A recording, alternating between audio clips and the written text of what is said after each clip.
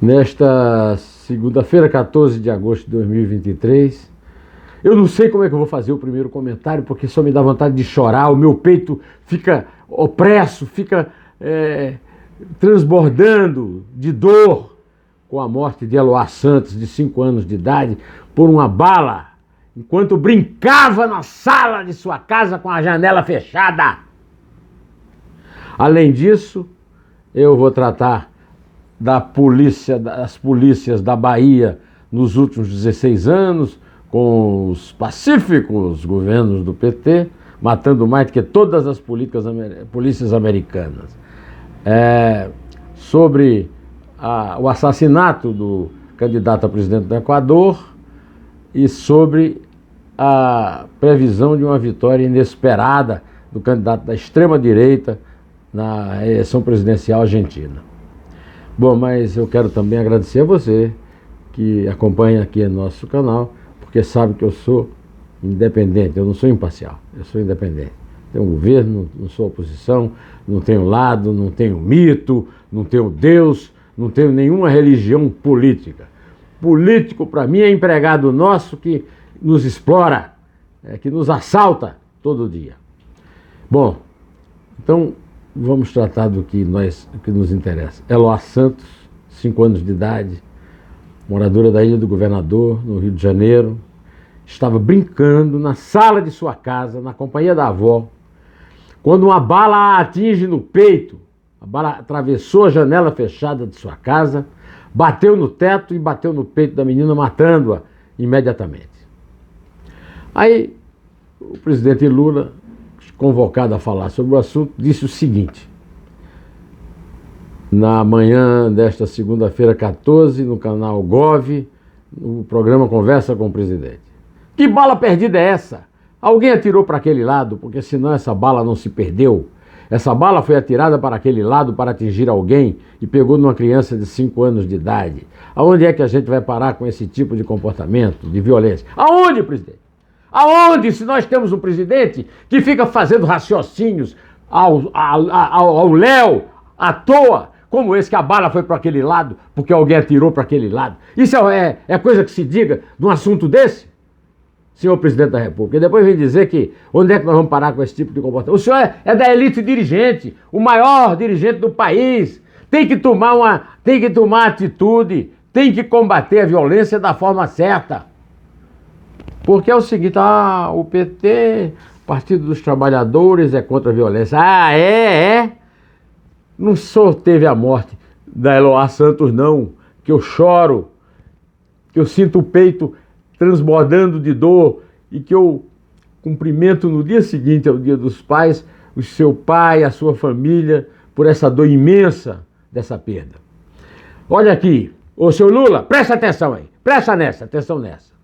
Enquanto o seu chefe da Casa Civil, Rui Costa, estava na televisão falando platitudes sobre o PAC e não sei o quê, sabe o que é que aconteceu?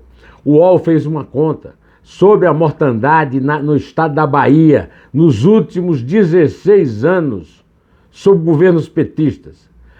As várias polícias da Bahia mataram mais pessoas, senhor presidente Lula, senhor Rui Costa, em supostos confrontos, do que todas as forças policiais dos Estados Unidos juntas no ano de 2022. O UOL comparou dados do Fórum Brasileiro de Segurança Pública e do Mapping Policy Violence dos Estados Unidos.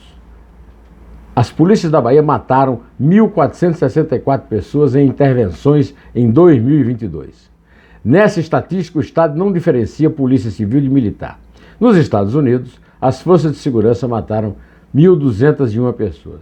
É a direita que está matando, presidente? 16 anos sob o governo do PT, é o Jacques Wagner, é o Rui Costa, é o Jerônimo, Notícia nada boa essa, mas a verdade é que alguém precisa meditar sobre ela. Alguém precisa saber e precisa dizer. Precisa parar a entrevista de platitudes do senhor Rui Costa na televisão para dizer: escuta aqui, o senhor foi governador da Bahia. Que tal a polícia da Bahia matar mais gente em confronto do que todas as forças policiais dos Estados Unidos em um ano. Em 2022, resultado de todas essas administrações, inclusive a atual do seu Jerônimo, né? Bom, por falar em Estados Unidos, um grupo de agentes do FBI vai participar do inquérito sobre o assassinato do candidato a presidente do Equador, o Fernando Villavicencio, e essa força já desembarcou em Quito. Villavicencio foi morto a tiros na última quarta-feira 9, enquanto deixava um comício eleitoral em Quito, provocando um terremoto político no Equador, apenas 11 dias das eleições de 20 de agosto. Os principais suspeitos da morte, alguns colombianos foram presos nesses dias, tal, mas são a resposta violenta de traficantes de droga e outros bandidos do crime organizado, egressos da Colômbia e do Peru, vizinhos do Equador. Eles também estão aqui no Brasil, hein? Bom, meus amigos, ainda sem sair da América Latina, um dia depois das urnas mostrarem vitória inesperada do candidato de extrema-direita Javier Milei nas prévias das eleições argentinas, o Banco Central argentino decidiu elevar em 22% o dólar oficial, que passa a valer 350 pesos. Segundo fontes de La Nación, o governo vai travar o câmbio até as eleições de outubro. Em paralelo, o Banco Central também já fez elevou a taxa dos juros básicos em 21 pontos para 118% ao ano, o mais alto patamar em 20 anos. Olha, a grande notícia aqui do Brasil, que não se fala em outra coisa no noticiário, é o caso do tráfico de joias preciosas do entorno de Jair Bolsonaro, ex-presidente da República. Sob o comando do Carlos Bolsonaro, políticos de base do apoio bolsonarista compartilham uma portaria nula no governo Temer para afirmar que itens poderiam ser enquadrados como personalíssimos, né? O maior vexame desse é que o pai do ajudante de ordem do Bolsonaro, o general Mauro Lourena Cid, está metido nesse rolo, né? Essa notícia foi dada pelo Lauro Jardim, no Globo, que o advogado do Mauro Cid, o ajudante de ordem, o tenente-coronel, não o general, deixou a defesa dele, terça-feira passada, depois de 3 casos que ele chamou de quebra de confiança, né? O criminalista avaliou que o ex-faz-tudo de Jair Bolsonaro mentiu ou omitiu a respeito de fatos que vieram a público. Escuta, depois da morte de Eloá, depois dessa notícia, ainda vai aparecer gente aqui me dizendo que é isso mesmo, e bandido bom é bandido morto? Bala que atravessa janela de sala de criança brincando, hein? E também a mesma coisa, que o Bolsonaro combate a corrupção depois de foi descoberto do roubo de joias, e ainda vem usar o filho, esse filho analfabeto, vem agora aqui usar uma legislação que foi anulada no governo Temer. Ô Carlos Bolsonaro, vai tomar banho. O ministro da Fazenda do PT, né, Fernando Haddad, Fernando Haddad reconheceu na segunda-feira, hoje, que eu estou gravando, que há atritos entre o Executivo e a Câmara dos Deputados. Ele elogiou a articulação com as lideranças da casa, mas disse que a negociação não está sendo fácil. Meus amigos, não é fácil lidar com Arthur Lira, não. Pois então, Arthur Lira, que era o patrão do Bolsonaro, agora é patrão do Lula, do Fernando Haddad, do PT em geral. Morreu também no Rio de Janeiro o grande historiador mineiro José Murilo de Carvalho, um dos ídolos aqui de casa e do Brasil inteiro, né?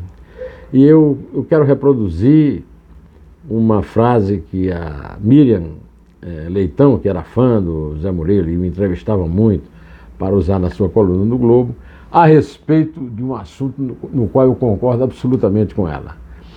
A Miriam cita o seguinte, frase do José Murilo de Carvalho, membro da Academia Brasileira de Letras, autor de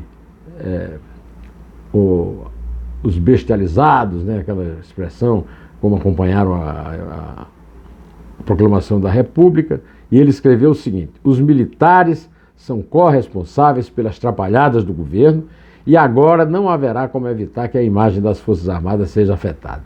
Os erros terão cor verde-oliva. Verde também é a cor das cédulas que aos 31 anos Neymar Júnior passará a receber quando começar a atuar no Al-Hilal, na Arábia Saudita. Mais de R$1 milhão por dia, 60 mil por hora para jogar no Al-Hilal. Não é pouco não, né? Pois então, o meu amigo querido Robson Morelli, editor de política do Estadão, escreveu na sua coluna, né, que é muito simples entender porque é que o Neymar foi para a Arábia Saudita. Ninguém na Europa quer o Neymar, só os técnicos da seleção brasileira. Na Europa ninguém quer. Bom, mas eu vou ficando por aqui, direto ao assunto. Inter.